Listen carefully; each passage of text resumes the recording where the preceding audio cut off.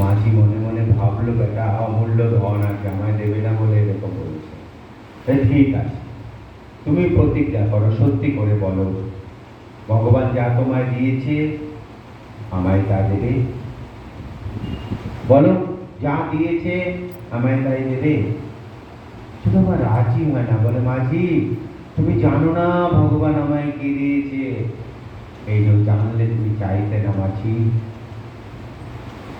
এই জগতে কেউ তা চায় না। মাঝি জোর করলো, প্রতিজ্ঞা করো, ভগবান যা দিয়েছে তাই তুমি আমায় দেবে। হতে হতে নৌকা ওই ঘাটে দিয়ে গেল। মাঝি সুদামাকে বলল, নামো নৌকা থেকে। সুদামা নৌকা থেকে নামলেন। একেবারে ওই 3 মাসে তার বস্ত্র আরো জীর্ণ হয়ে গেছে, চেহারায় মলিনতা, সারা অঙ্গে ধুলো, দেহে বোধ নাই তার। মাঝি এসে দাঁড়ালেন তার পদতলে, 2 হাত পেতে সুদামাকে বলছেন, দাও, ভগবান যা তোমায় দিয়েছে তুমি তা আমায় দেবে। বলবে, তুমি প্রতিজ্ঞা করেছিলে ভগবান তোমায় যা দিয়েছে তুমি আমায় দেবে।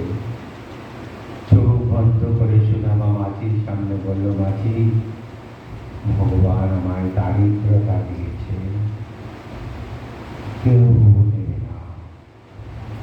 মাঝি হাত রেখে বলল, তুমি যে প্রতিজ্ঞা করেছিলে ভগবান যা দিয়েছে আমায় দেবে, দিয়ে দাও মা, নাও তুমি আমায়।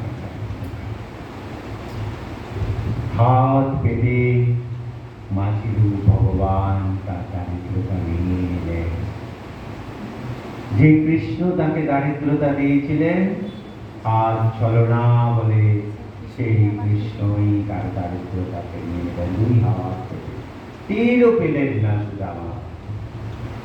দারিদ্রতা দেওয়ার সময়ও টের পেলেন না, নেওয়াতেও টের পেলেন। সুদামা চললেন তার বন্ধুর সঙ্গে দেখা করতে। বিশাল নগর, তার মধ্যে ভগবানের এই রাজপ্রাসাদ, কত না প্রহরী, কত না বিচিত্র তাদের পোশাক। সেই নগরের সামনে সুদামা হাজির। দারোয়ান বাধা দিলেন, কোথায় যাও? দ্বিপ্রহর সময়, ভগবান এখন বিরাম নেবে, এখন যাওয়া যাবে না। আবার বৈকাল বেলা ভগবান দেখা দেবেন। সুদামা বললেন, আমি সুদামা। ভগবান বলবে, সুদামা এসেছে দাঁড়িয়ে। আরে দারোয়ান বললো, পাগল নাকি তুমি? আরে কোথাকার কোন পাগল তুমি? এরকম পাগল শব্দ সুদামাকে বড় ব্যথিত করেছে। আমি পাগল নই, তুমি আমাকে পাগল বলো কেন? আমি কৃষ্ণ ভক্ত, আমি তার বন্ধু, আমি পাগল হতে যাবো কেন? বচসা অনেক হইচই, একটা পাগল চলে এসছে বলছে ভগবানের বন্ধু। খবর গিয়ে বলছে লন্ডন ভাবে। শ্রীকৃষ্ণ নাম শুনলেন সুদামা। ভক্তকে দেখার ব্যাকুলতা, ভগবান আকুল হয়ে ছুটে এলেন।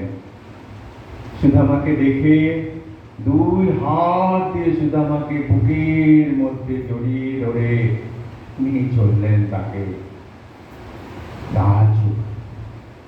স্বর্ণ সিংহাসন, ভগবান নিজে বসেন। কিছু বোঝার আগেই সুদামাকে বসিয়ে দিলেন সেখানে। অঙ্গের উত্তরীয় দিয়ে সুদামার অঙ্গ পরিষ্কার করে দিচ্ছেন। বৎস তুমি এখানে। একেবারেই ভেবাইছে কা সুদামা, কি কাণ্ড, কিচ্ছু বুঝে উঠতে পারছেন না। ভগবান ছুটে গিয়ে পাত্রতে জল নিয়ে এসে সুদামার প্রদস্খলন করে দিচ্ছেন, পা ধুয়ে দিচ্ছেন। ওই চরণ থেকে ধুলো তুলে তুলে ভগবান নিজের মাথায় গায়ে মাখছেন। ভক্তের চরণ ধুলি ভগবানের গায়ে। কত তীর্থ ভ্রমণ করে এসেছো তুমি, তোমার এই চরণ ধুলি আমায় পবিত্র করবে।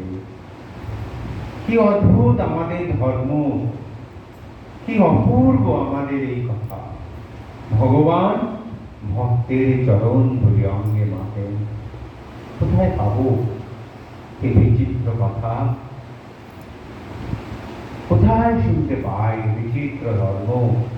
এই তো আমাদের, এটাই আমাদের ভগবান, যে ভক্তের অধীন। ঠাকুর রামকৃষ্ণ বলতেন, ভক্ত বড় না ভগবান বড়? বল দেখি। ভক্ত ভগবানের চেয়ে অনেক বড়। কারণ কি জানিস? ভক্তের হৃদয় ভগবানের বৈঠকখানা। ভগবানকে ধারণ করেন ভক্তের হৃদয়। তাহলে ভক্ত কত বড় বড়! ভগবান নিজে ভক্তকে কত বড় করে উপস্থাপনা করেন। পা ধুয়ে দিলেন, চরণ ধুলে মাখলেন। রুক্মিণী অবাক হয়ে দেখলেন, কি সে জল! ভগবান তাকে এত স্নেহ করছেন, এত যত্ন করছেন। কোনো কিছু বুঝতে না বুঝতে ওই ব্যঞ্জন নিয়ে তাকে হাওয়া করতে শুরু করলেন।